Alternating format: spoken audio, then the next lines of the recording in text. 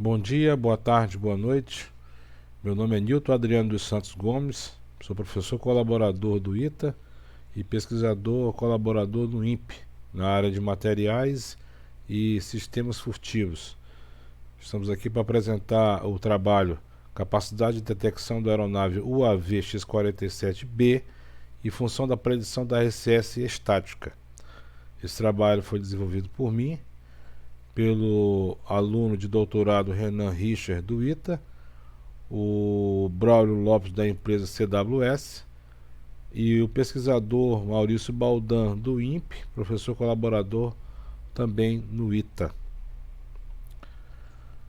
Nós vamos seguir o seguinte roteiro: uma introdução sobre o tema, depois uma fundamentação teórica, posteriormente materiais e métodos empregados nesse trabalho, na sequência os resultados e discussões realizadas e por último a conclusão do trabalho. Iniciamos pela introdução. No Afeganistão tem início o emprego militar de UAVs, que são os veículos aéreos não tripulados, nas funções de apoio e ataque ao solo, e recentemente na guerra da Ucrânia. Isso tem sido utilizado extensivamente tanto pelas forças da Ucrânia como pelas forças russas. A doutrina das forças aéreas carecem de conhecimento e informações específicas aplicadas à detecção radar dos UAVs em várias frequências eletromagnéticas. Isso é um fato. Esse trabalho propõe uma metodologia para avaliar o grau de furtividade radar do UAV X-47B a partir da estimativa da RCS em função de um conjunto de frequências de engajamento. Essa é a ideia, o objetivo. Devido à escassez de informações sobre a RCS dos UAVs na literatura, principalmente os de aplicações militares, esse trabalho deseja minimizar essa assimetria no contexto técnico-operacional do combate aéreo. Fundamentação teórica. Então, nos anos 1970, a DARPA, que é a Agência de Projetos de Pesquisa Avançados de Defesa dos Estados Unidos, desenvolve um UAV conhecido como Ember. Em 1997, a DARPA desenvolve o programa UCAV, que é o Veículo Aéreo Não Tripulado, juntamente com a Força Aérea Americana. Em 2000, a Marinha Americana lança o programa UCAV-N, que é um veículo aéreo de combate não tripulado de versão naval, sendo um demonstrador de tecnologia de ataque. A Boeing apresenta o X-46 como sua solução e a Northrop Grumman o X-47. E aqui nós temos uma foto do X-47 na condição já operacional, fabricante é Northrop Grumman. O período de desenvolvimento foi de 2011 a 2015, com um peso de 13 toneladas, comprimento de 11,63 metros, uma envergadura de 18,9 metros, um alcance operacional de mais de 2.000 milhas e uma velocidade de cruzeiro de 594 nós, e uma altitude de voo operacional com até 42.000 pés. Tá? Equação radar. Então a equação radar ela é definida por parâmetros que envolvem o radar que está sendo empregado, né? Principalmente a frequência, que é definida pelo comprimento de onda. Então nós temos a potência do transmissor dado por PT, o G, que é o ganho da antena, o lambda é o comprimento de onda da frequência que está sendo emitida, e um fator importante é a RCS do alvo, que é basicamente o item da equação radar para determinação de alcance, que depende basicamente do alvo. E é esse termo que nós iremos explorar neste trabalho.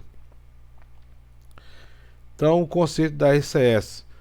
Nós tivemos aqui uma antena de radar transmitindo, ela gera um campo incidente, que é determinado pela equação do campo elétrico aqui incidente, em função da sua posição e θ e φ, que é baseado nas coordenadas esféricas, e esse campo, ao atingir o alvo, ele sofre um espalhamento e gera um campo espalhado.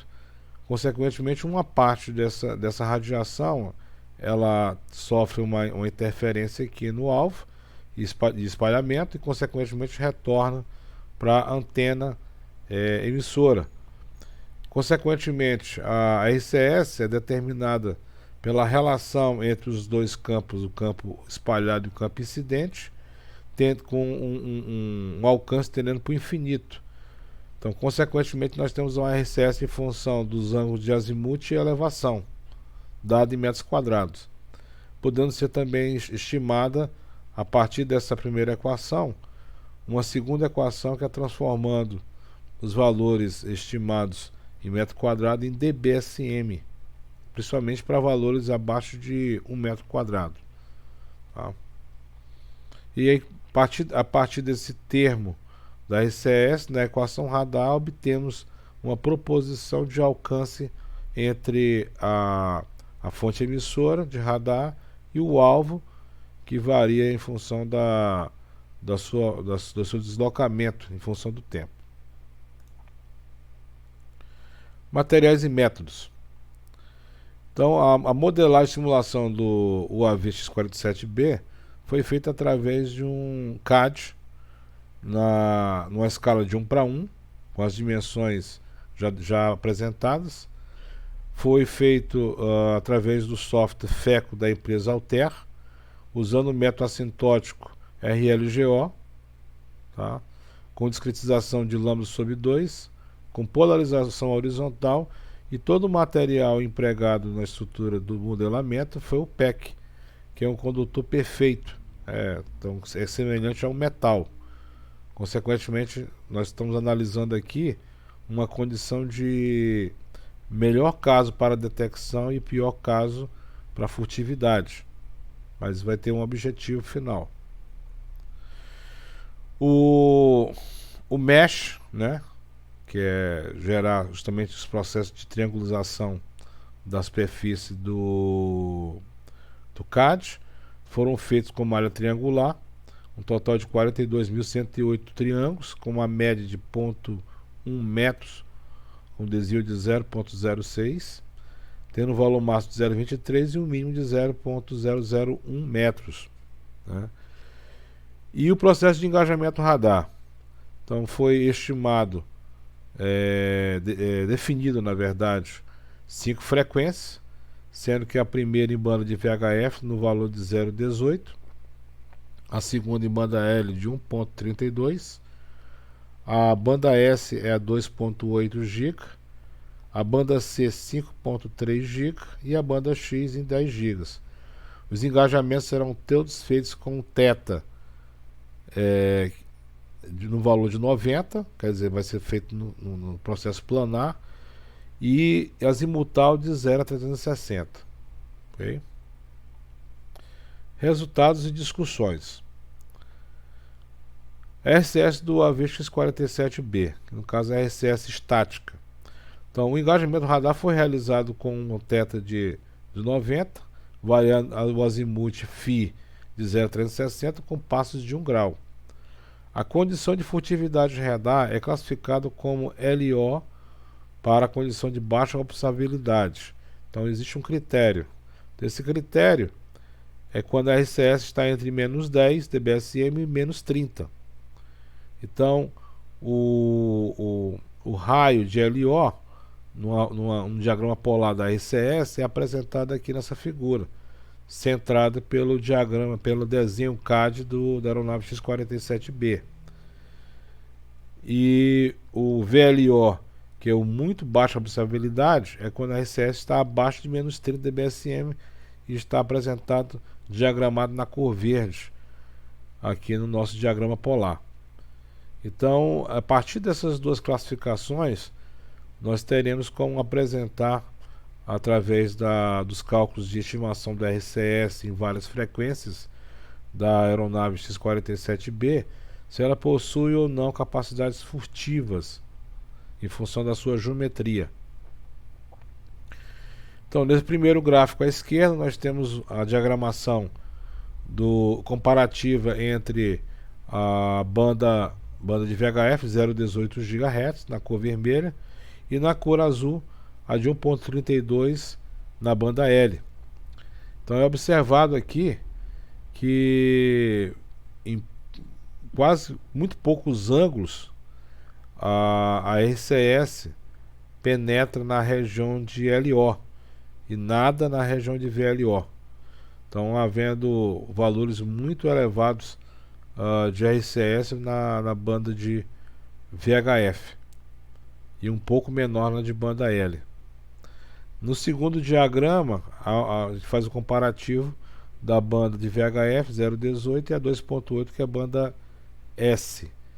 Também poucas azimuths com RCS chegando a penetrar na região de LO, e só este caso aqui na região de VLO, muito específico, não sendo muito significativo esse resultado. Depois na banda S, na banda C, 5.3 GB em azul, também muito pouco expressivo o efeito, muito semelhante aos dois anteriores, mantendo-se uma diagramação de um RCS elevada para a banda de VHF.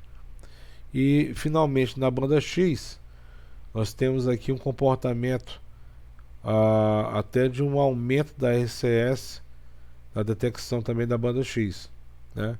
Chegando um pouco às vezes próximo da banda de VHF.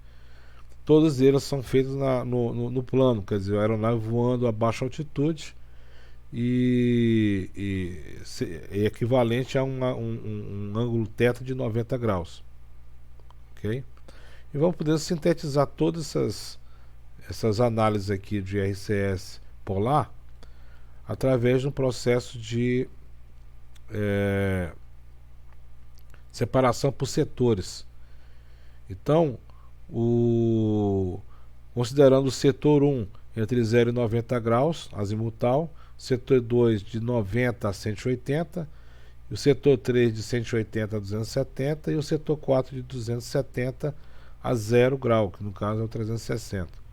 Então é observado que foi calculado as médias e os desvios para todas as 5 frequências analisadas, e observamos o seguinte, que em todos os setores, setor 1, 2, 3 e 4, nas frequências de 132 até a de 10 GB, para cada setor as médias estão muito próximas, tá?